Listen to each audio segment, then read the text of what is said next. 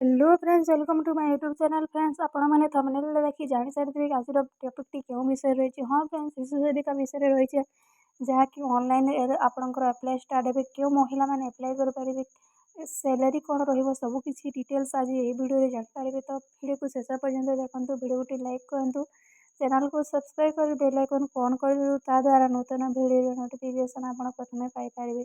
तो फ्रेंड्स चलते वीडियो को स्टार्ट करवा। देखो फ्रेंड्स, आपण प्रथम ऑफिशियल नोटिस टी आसीथिला जो मेंशन कराइला 3000 दरमा, किंतु जहाँ जना पड़ी 3000 दरमारू अधिक मिल पार। एप्लिकेशन मोड टी आपंकर ऑफलाइन रही 45,000 वैकेंसी बाहर, जहाँकि आपंकर WCD तरफ रही आपंकर मिनिमम एज 18 वर्ष होता दरकार, मैक्सिमम एज 32 इयर होता दरकार। आप ऑफिशियल वेबसाइट रहा http://wcd.gov.in। यही वेबसाइट आप सबकि पाइपर। ऑनलाइन फॉर्म से वेबसाइट पाइपर। तो सिलेक्शन प्रोसेस देखो, नो एग्जाम कौन से एग्जाम हेनी पोस्ट आप कौन से एग्जाम देवाक पड़ोनी। देखो डॉक्यूमेंट कौन कौन दरकार, +2 10 certificate, Aadhaar card, caste certificate, PWD certificate, employment exchange registration certificate, valid phone number, email ID, passport size photo, resident proof आपको देवाक पड़ो।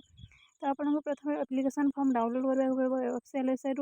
फॉर्म को फिलअप कर आपंकर गाँ स्कूल रे देवाक पड़ो। तो यहाँ सब गाँ स्कूल रे ही रही, जहाँकि आपंकर सिलेक्शन प्रोसेस हो गाँ स्कूल कमिटी वाली आपंकर सिलेक्शनटा करेंगे। तो कौन सी भी चिंता करवार विषय नहीं। तो ये यार अपडेट टी यह आरंभ होना पर्यंत अप्लाई करवा आपण ऑफिशियल वेबसाइट शो कर अप्लाई करेंगे। तो व्यस्त हमारे दरकार नहीं, आप चैनल को सब्सक्राइब कर आम आपको जनईदेव। Thank you.